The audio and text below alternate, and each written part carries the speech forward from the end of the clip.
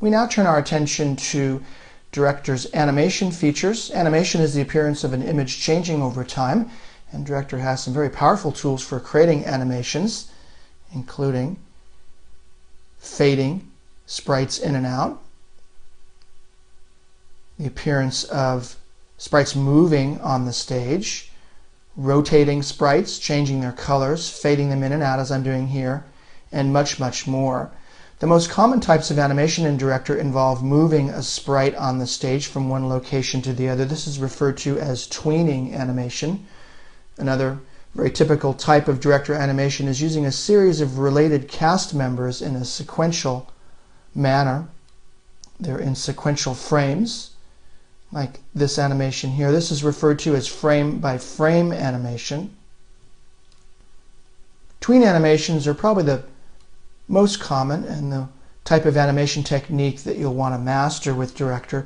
Tweening is a traditional animation term that describes the process in which a lead animator draws the animation frames called keyframes, where major changes take place, and then assistants draw the frames in between. So in this case I have a series of sprites that are transparent and a series of sprites that are fully opaque, and then Director is tweening all the changes.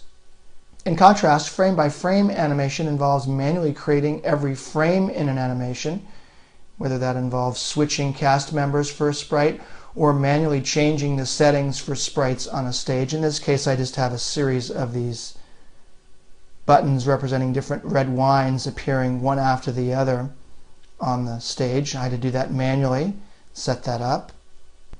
To demonstrate the differences between a tween animation and a frame-by-frame animation, I've opened up a new file with several cast members in it. Let me drag out this first cast member onto the stage, like so. And let's undo that.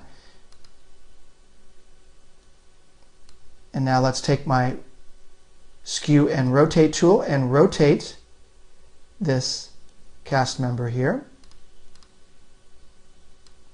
like so.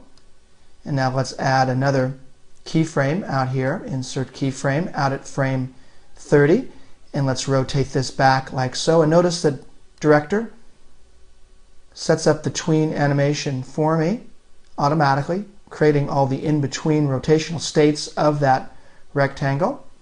Let's go ahead and hide that layer and unhide the channel number 1 right there. And this time let's drag out the same cast member and have it occupy only several frames. And now let's drag out the next one and likewise have it occupy only several frames. So I'm going to be using all 3 cast members in this case.